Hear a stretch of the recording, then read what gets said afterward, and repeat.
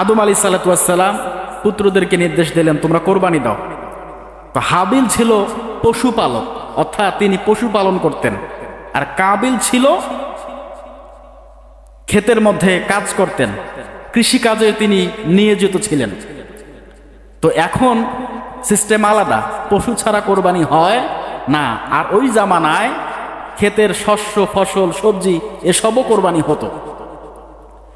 এবার হাবিল তার পশুগুলো থেকে একটা ভালো পশু নির্বাচন করে আল্লাহ পাকের দরবারে কোরবানি দিয়েছে।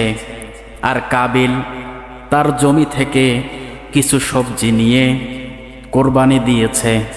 তো আবার ভালো কোনো সবজি দেয় নাই, ভালো কিছু দেয় নাই, একদম নিম্নমানের যেটা সেটা কোরবানি দিয়েছে। ওই জামানার সিস্টেম ছিল যার কোরবানি আমার আল্লাহ পাক রব্বুল আলামিন কবুল করবে, আসমান থেকে একটা আগুনের ঝলক দিয়ে ওই কোরবানির বস্তুটাকে আল্লাহ পাক জ্বালিয়ে দেবে, আর মানুষ সেটা দাঁড়িয়ে দাঁড়িয়ে দেখবে। তাহলে সে বিশ্বাস করবে, মনে করবে আমার কোরবানি আল্লাহ পাক কবুল করেছে। স্পষ্ট আল্লাহ পাক নিদর্শন দিয়ে দিয়েছিলেন ওই সময়। আল্লাহ পাকের ইচ্ছা, কাবিল কোরবানি দিল তার জমির কিছু ফসল, কিছু সবজি, ফল।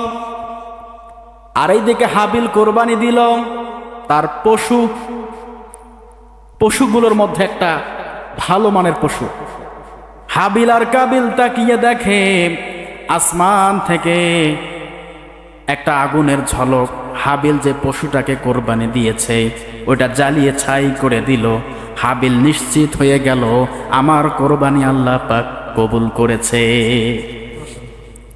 আর কাবিল যে কোরবানিটা দিল সেটা আর আসমান থেকে কোনো আগুন এসে সেটা আর জ্বালিয়ে দিচ্ছে না। তার মানে কাবিলের কোরবানি কবুল হয় নাই।